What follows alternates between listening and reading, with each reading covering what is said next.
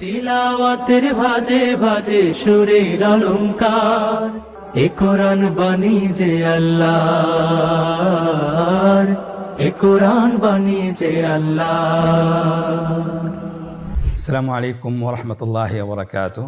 আস-সুন্নাহ ফাউন্ডেশনের অনন্য আয়োজন সহজ সূত্রে কোরআন শিখির তৃতীয় পর্বে আপনাদেরকে স্বাগতম। আলহামদুলিল্লাহ, গত দুটি ক্লাসে আমরা মোট 13টি হরফ শিখেছি। আজকে আমরা একবার এটা অনুশীলন করব। আপনারা স্ক্রিনে দেখতে পাচ্ছেন, আমার সাথে বলুন। আলিফ, বা, তা, সা, জিম, হা, খ, দাল, যাল, রা, জা, সিন, শিন। আলহামদুলিল্লাহ, গত দুটি পর্বে আমরা এই 13টি হরফে শিখেছিলাম। ইনশাআল্লাহ আজকে আমরা নতুন করে আরও 6টি হরফ শিখব। আপনারা স্ক্রিনে দেখতে পাচ্ছেন 6টি হরফ চলে এসেছে। আপনারা আমার সাথে ডান দিক থেকে শুরু করুন। صاد ضاد طاء ظاء عين গয়িন। আলহামদুলিল্লাহ, এই 6টি হরফ আপনারা দেখতে পাচ্ছেন 3টি জোড়ায়, অর্থাৎ 3টি আকৃতিতে রয়েছে। প্রথম দুটি হরফ সদ, দজ একই আকৃতির, দ্বিতীয় দুটি হরফ ত, জ একই আকৃতির, এবং তৃতীয় দুটি হরফ আইন, গাইন একই আকৃতির, শুধুমাত্র নোক্তার পার্থক্য রয়েছে। শুরুতে আমরা শুরু করছি সদ। সদ হরফটি পুর হরফ, মোটা হরফ, উচ্চারণের ক্ষেত্রে মোটা করে পড়তে হবে এবং উচ্চারণ করার সময় 3 আলিফ টেনে পড়তে হবে। আপনারা আমার সাথে বলুন সদে। আবার বলুন সদে। আলহামদুলিল্লাহ, খুবই সহজ। সদ হরফের মাখরাজ কোন জায়গা থেকে উচ্চারিত হয় আপনারা স্ক্রিনে দেখতে পাচ্ছেন। জিহ্বার আগা, সামনের নিচের 2 দাঁতের পেট ও আগার সঙ্গে লাগিয়ে উচ্চারিত হয়। তাহলে আপনারা জিহ্বার আগা, সামনের নিচের 2 দাঁতের পেট ও আগার সঙ্গে লাগিয়ে উচ্চারণ করুন সদে। আবার বলুন সদে। আলহামদুলিল্লাহ, আমরা সদ হরফটি শিখেছি। পরবর্তী হরফের নাম হলো দদে। দেখতে একই রকম সদের মতোই, শুধুমাত্র নোক্তার পার্থক্য। সদের মধ্যে কোনো নোক্তা নেই, দদের মধ্যে নোক্তা রয়েছে।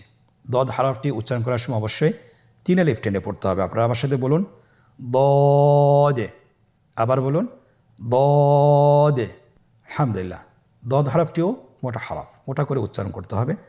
দদের মাখরাজ জিহ্বার গোড়ার কিনারা সামনের উপরের 2 দাঁতের গোড়ার সঙ্গে লাগিয়ে উচ্চারিত হয়।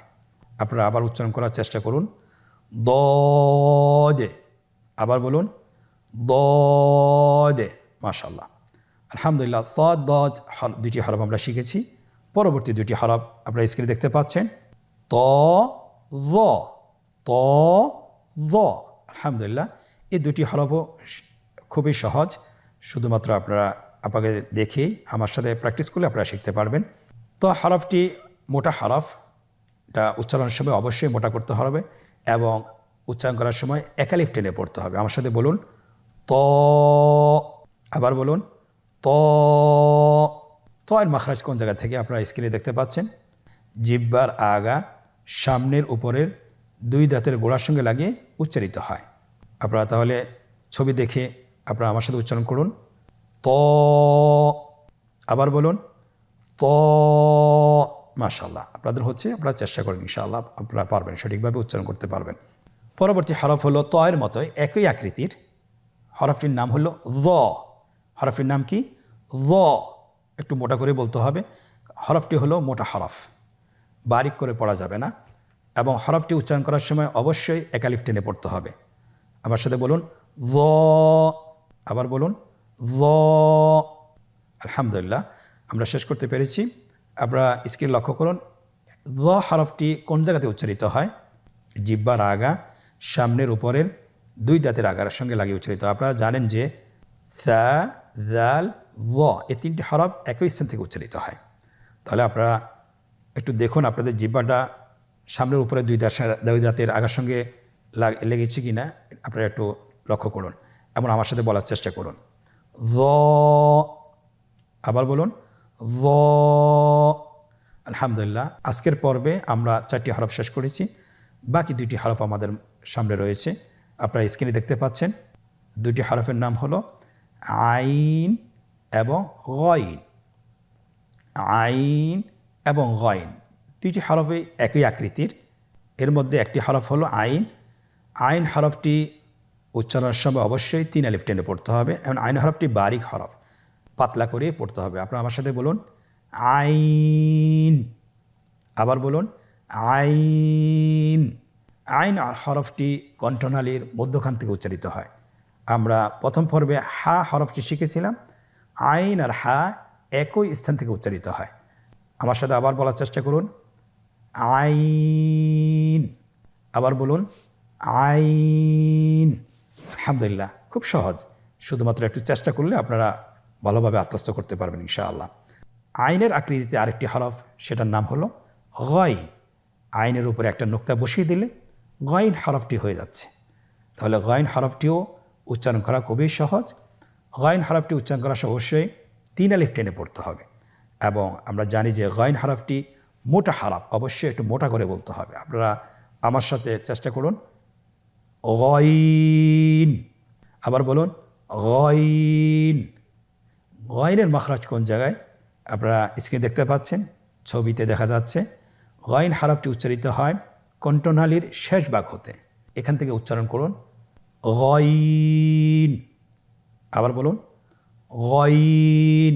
আমরা অনেকে বলে থাকি গাইন, না, এটা ভুল উচ্চারণ। এভাবে উচ্চারণ করা যাবে না, যেহেতু হরফটি মোটা, এই জন্য মোটা করে উচ্চারণ করতে হবে গইন। মাশাআল্লাহ, আলহামদুলিল্লাহ, আমরা আজকের পর্বে 6টি হরফ শেষ করে ফেলেছি খুব অল্প সময়ে। আমরা শুরু থেকে আরেকবার বলি صاد ضاد طاء ظاء আইন গইন। আমরা জোড়ায় জোড়ায় বলার চেষ্টা করি صاد ضاد طاء ظاء আইন গইন। আলহামদুলিল্লাহ, আমরা আজকের পর্ব সহকারে মোট 19টি হরফ শিখেছি। প্রথম পর্বে আমরা শিখেছিলাম 7টি, দ্বিতীয় পর্বে 6টি এবং আজকের পর্বে 6টি। মোট 19টি হরফ আমরা খুব অল্প সময়ে শিখতে সক্ষম হয়েছি আলহামদুলিল্লাহ। আমরা আপনাদেরকে পরামর্শ দিব, আপনারা বাসায় কমপক্ষে 10 থেকে 20 মিনিট ভিডিওগুলো দেখবেন এবং শুনবেন এবং মুখস্থ করার চেষ্টা করবেন। আল্লাহ সুবহানাহু ওয়া তাআলা আমাদেরকে কোরআনের সাথে লেগে থাকার তৌফিক দান করুন। সকলে বলি আল্লাহুম্মা আমিন। আলহামদুলিল্লাহ, আমরা আজকের পর্বটি খুব অল্প সময় শেষ করতে পেরেছি। এখন আমরা আনন্দদায়ক পর্বে অনুশীলন করব।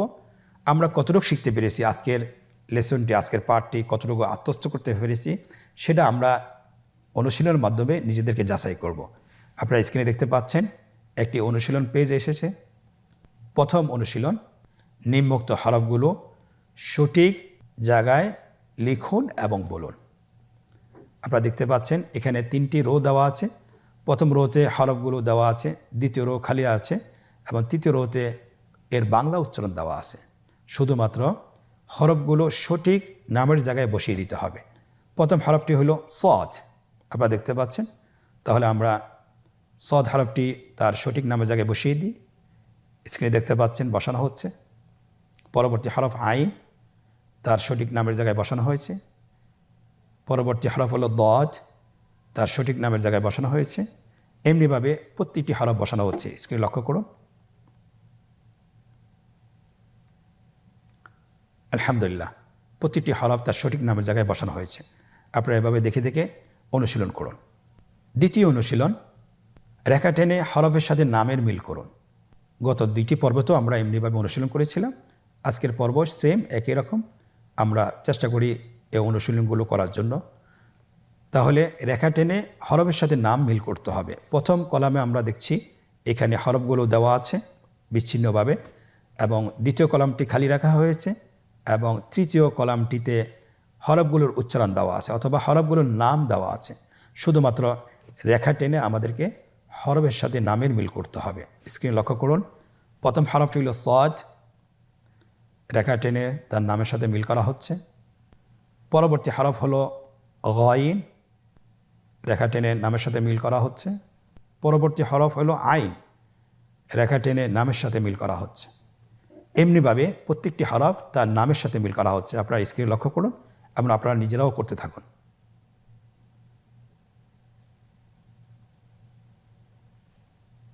আলহামদুলিল্লাহ, আমাদের দ্বিতীয় অনুশীলনটি আমরা শেষ করেছি। তৃতীয় অনুশীলন, নোক্তাওয়ালা এবং নোক্তাবিহীন হরফগুলো পৃথক করে লিখুন। আমরা জানি আরবি হরফ দুই প্রকার, নোক্তাওয়ালা হরফ এবং নোক্তাবিহীন হরফ। আমরা ডান পাশে নোক্তাবিহীন হরফগুলোকে বসিয়ে ফেলি এবং ডান পাশে নোক্তাওয়ালা হরফগুলো বসিয়ে দিই।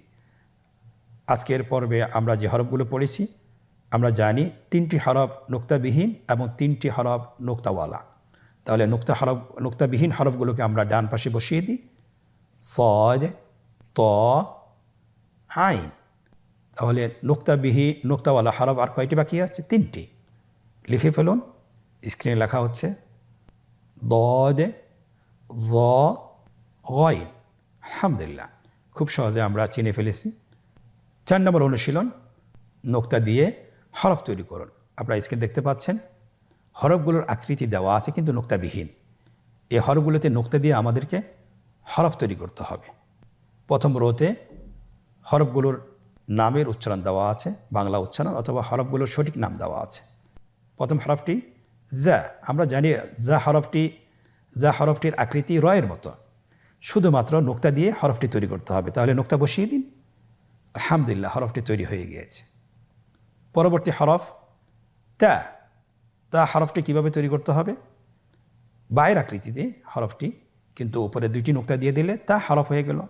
আলহামদুলিল্লাহ, উপরে নোক্তা 2টি বসানো হয়েছে। পরবর্তী হরফটি দাল।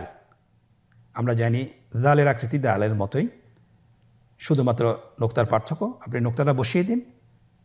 আলহামদুলিল্লাহ, দাল হরফটি তৈরি হয়ে গেল। পরবর্তী হরফটি শিন। শিনের আকৃতি সিনের মতোই, শুধুমাত্র সিনের উপর 3টি নোক্তা দিলেই শিন হরফটি সম্পন্ন হয়ে গেল। মাশাআল্লাহ। পরবর্তী হরফটির নাম হলো জিম। আমরা জানি জিম হরফটি হায়ের আকৃতির মতোই, শুধুমাত্র নোক্তার পার্থক্য রয়েছে। আপনি হায়ের প্যাটের ভিতরে একটি নোক্তা বসিয়ে দিন, জিম হরফটি তৈরি হয়ে গেল। আলহামদুলিল্লাহ, খুব সহজে আমরা 4টি অনুশীলন পর্ব শেষ করতে পেরেছি। আল্লাহ তাআলার কাছে শুকরিয়া জ্ঞাপন করছি যে আমরা অল্প সময়ের মধ্যে আমরা মোট 19টি হরফ শিখে ফেলেছি। কিভাবে পড়তে হয় এবং কিভাবে বলতে হয় এবং কিভাবে লিখতে হয়, অনুশীলনের মাধ্যমে নিজেদেরকে যাচাই করে আমরা চেষ্টা করি যে আমরা এটা কত দ্রুত আমরা শিখতে পারি, সেই চেষ্টা করা। আল্লাহ সুবহানাহু ওয়া তাআলা আমাদেরকে তৌফিক দান করুন। আজকের পর্ব থেকে এখানেই বিদায় নিচ্ছি। পরবর্তী পর্বতে আবারও দেখা হচ্ছে। জাযাকুমুল্লাহ খায়র। আসসালামু আলাইকুম ওয়া রাহমাতুল্লাহি ওয়া বারাকাতুহু। আস-সুন্নাহ ফাউন্ডেশন, উম্মার স্বার্থে সুন্নাহর সাথে।